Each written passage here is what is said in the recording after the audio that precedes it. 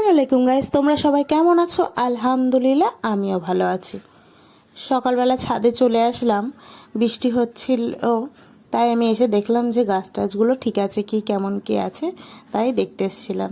দেখছি ছাদ তো পুরো ভিজা। তারপর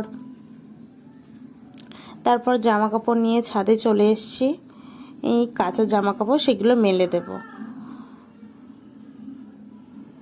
তো সেইগুলো মেলে দেওয়া হয়ে গেছে। তারপর ছাদে বেশ কয়েকদিন ধরে ভাবছিলাম যে ছাদটা পরিষ্কার করব। মাটি টাটি পড়ে কি একটা অবস্থা হয়ে আছে, সব দিকে দেখো পাতা টাতা পড়ে। আসলে এত রৌদ্র যে পরিষ্কার করতেই ভয় লাগতো। তা আজকে ভাবছি যেহেতু বৃষ্টি হয়েছে, মেঘলা মেঘলা ওয়েদার, এই ফাঁকে আমি তাড়াতাড়ি ছাদটা পরিষ্কার করে নেব। রৌদ্র থাকলে না ভালো লাগে না পরিষ্কার করতে, এত পরিমাণে রৌদ্র ছাদে। তো সারা দিকটা দেখো কি পরিমাণে পাতা মাটি, কি একটা মানে এরকম হলে ছাদ ঠিক ভালো লাগে না। পরিষ্কার পরিচ্ছন্ন থাকবে তবেই তো ছাদটা সুন্দর লাগবে। বেশ অনেক দিনই হয়ে গেছে যে ছাদটা পরিষ্কার করা হচ্ছে না। তাই আম্মুকে বললাম, আম্মু আজ এই ছাদটা পরিষ্কার করে নেবো। তো বলছে নে। দেখো কি পরিমাণে মাটি জমেছে, এইভাবে রাখলে ছাদটা নষ্ট হয়ে যেতে পারে। ওই জন্য সবটা আজকে পরিষ্কার করে নেব। কীভাবে বস্তা টস্তা রাখা আছে, তো দেখো আমি পরিষ্কার করতেও শুরু করে দিয়েছি। ঝাড়টার দিয়ে নিয়েছি, নিয়ে এবার ময়লাগুলো ঝাঁটাই করে তুলে বালতির মধ্যে পুরে নিচ্ছি। বালতির মধ্যে নিলেই সুবিধা, একেবারে ফেলে দেওয়া যাবে। তো ওইভাবেই আমি ওর মধ্যে নিয়ে নিচ্ছি। দেখো বালতির মধ্যে নিয়ে নিলাম।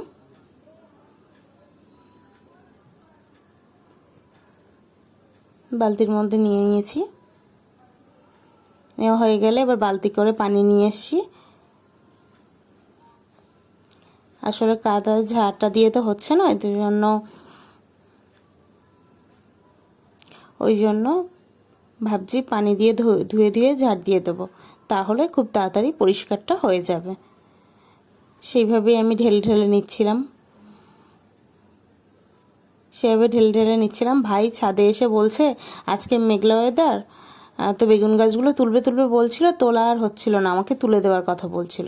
তাই আমি আবার তুলে রেখে দেবো ওখানে, ও নিয়ে যাবে। দেখো একটা বেগুন গাছ তোলা হয়ে গেছে, আর বেগুনের ফুলও চলে এসছে। দেখো বেগুনের ফুল চলে এসছে, তো একটা রাখা হয়ে গেছে। আর এইটা বেগুন গাছের ভিতরেই ফুল হয়েছিল, ফুল গাছটা হয়েছিল, সেটা ভাই এখানে বসিয়ে দিল। আর বেগুন গাছটা এতটাই ভালো লাগছে যে বেগুন গাছ বসায়নি, দানাও ফেলেনি, এমনি এমনিই হয়েছে। দুটো দুটো বেগুন গাছ, এই একটা আম গাছের গোড়ায় হয়েছে। কয়েকদিন ধরে আম্মু বলছে তুলে দেওয়ার জন্য, তোলাটা ঠিক আর হচ্ছে না। তো ওই জন্য আজকে ভাই বললো যে বসিয়ে দেবে, তাই বললাম তাহলে এই ফাঁকে তুলেই দেই। তো দুটো বেগুন গাছ দেখো এমনি এমনিই হয়ে গেছে। তা আমরা তো দেখি খুবই খুশি যদি বেগুন গাছ অন্য সময় আমরা কিনে আনি বাজার থেকে, হাট থেকে, এবার আর কিনতে হবে না। তো দুটো বেগুন গাছ রেখে দিয়েছি, দুটোতেই দেখো ফুল চলে এসছে। কয়েকদিন আগে তুললে ভালো হতো, কিন্তু কি আর করা যাবে, তোলা হয়নি। তারপর ভাই বললো নিচে আয়, তাই বলছি আমি তো ছাদ পরিষ্কার করছি, তো বলছে গাছ বসাবো নিচে আয়। তাই আমি ভাবলাম ঠিক আছে, তাহলে পরে গিয়ে পরিষ্কার করে নেব, আগে ঘুরে আসি কোথায় পুঁতছে দেখিয়ে আসি। তারপর দেখো কামরাঙা গাছ এনেছে, তারপর মশা ধোঁয়া দেবে বলে এনেছে। তো এখন বর্ষাকাল, বাগানে যাওয়ার মতো নেই, এত পরিমাণে মশা।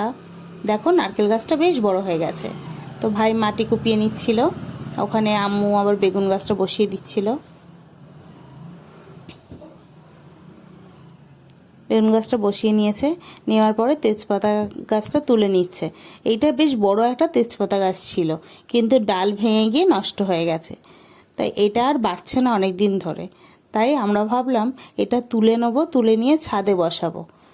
বেশ একটু বড় মতো হবে, তখন আমরা আবার নিচে বসিয়ে দেবো। কারণ এই ছোট একটা গাছের মধ্যে পুঁই শাক, তারপরে কুমড়ো গাছ উঠে যাচ্ছে, তো গাছটা নষ্ট হয়ে যেতে পারে। ওই জন্য দেখো তুলে রেখেছি। তারপর আবার জাম, কামরাঙা, দুটো বেগুন গাছ সাত থেকে নামিয়ে এনেছিল মাটিতে বসিয়ে দেবে বলে, তাই আগে জাম গাছটা বসিয়ে নেওয়া হচ্ছে। এটা আমাদের কালো জাম গাছ, অনেক দিনই এনেছি কিন্তু এতে কোনো ফুল টুল আসছে না। তা ওই জন্য আম্মু বললো মাটিতে বসিয়ে দেখ কি হচ্ছে, নার্সারি থেকে আনা হয়েছে, ওই জন্য মাটিতে বসিয়ে নিচ্ছিলাম। আম্মু বললো তুই বসিয়ে নে, তাই আমি বসিয়ে নিচ্ছিলাম। তারপর দেখো বসানো হয়ে গেছে।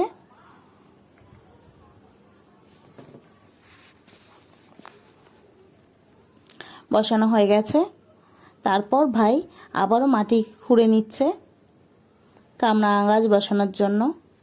এগুলো এতদিন ছাদে ছিল, ছাদের টবে, সেইগুলো এখন মাটিতে বসিয়ে দেওয়া হচ্ছে।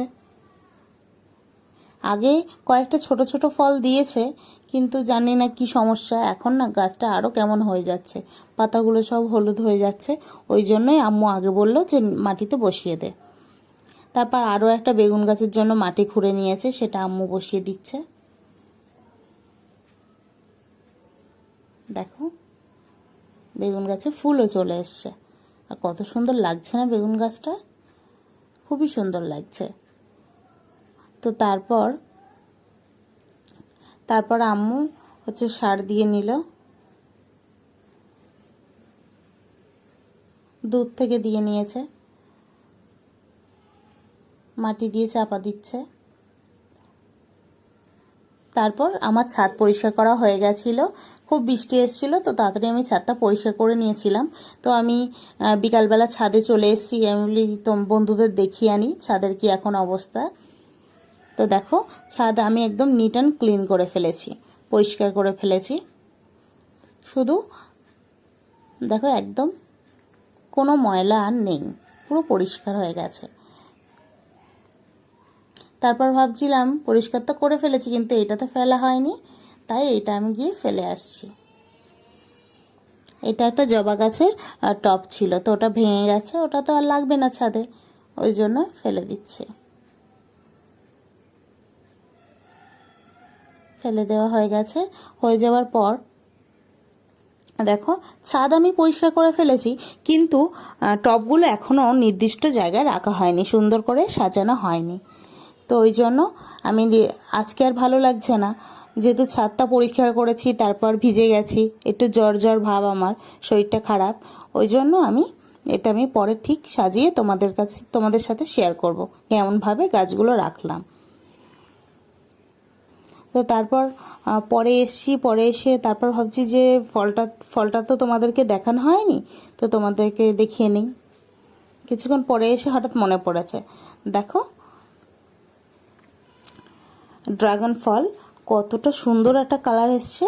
দুদিন মতো লাগলেই 2 দিন হয়ে গেলেই ফলটা পেকে যাবে, একদম পাকা পাকা ভাব হয়েছে।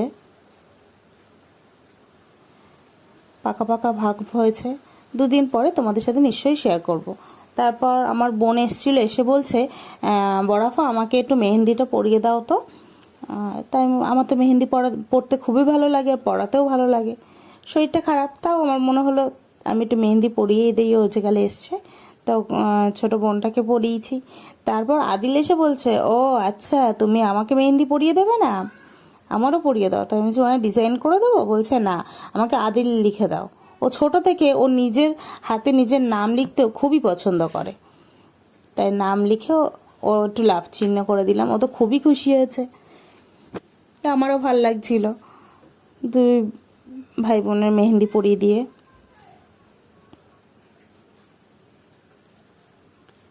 দেখো পরিয়ে দিয়েছি, ছোট ছোট হাতে কত না সুন্দর লাগছে।